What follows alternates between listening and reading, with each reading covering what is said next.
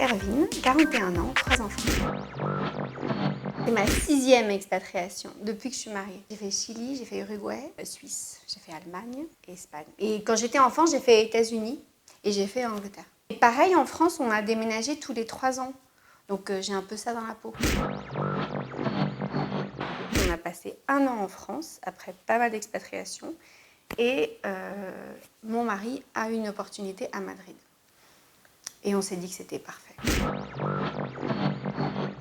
J'étais psychologue et je m'occupais d'enfants. J'ai des patients qui m'ont dit « est-ce qu'on pourrait continuer à se voir ?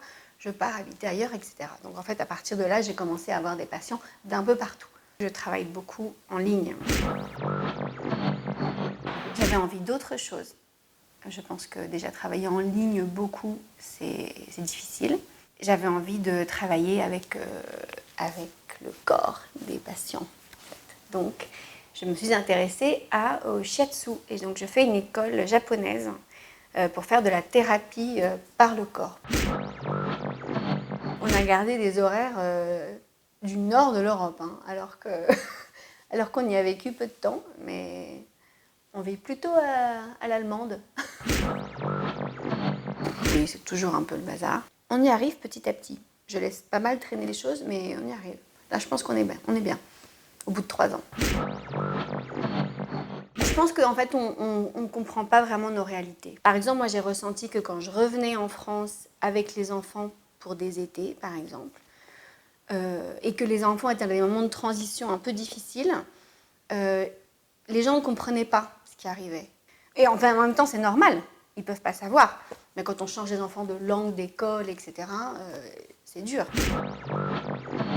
Je pense qu'on va rester là une bonne dizaine d'années, peut-être.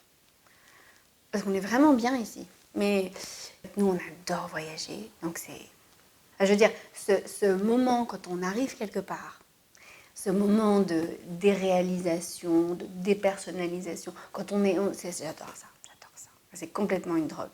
Donc en fait, on aimerait bien continuer à voyager. On parle plusieurs langues.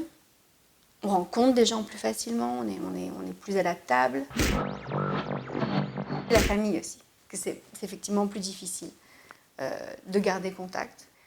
Et puis voilà, on peut toujours appeler, mais on perd le quotidien. C'est une super aventure. Tous ceux qui y pensent doivent le faire. En fait, il faut vraiment apprendre à aller vers les autres. Je pense que les gens qui sont malheureux expatriés, ce sont souvent des gens qui n'ont pas compris que personne n'allait venir les chercher. Donc il faut venir s'installer dans la vie des autres. Il faut recréer sa vie.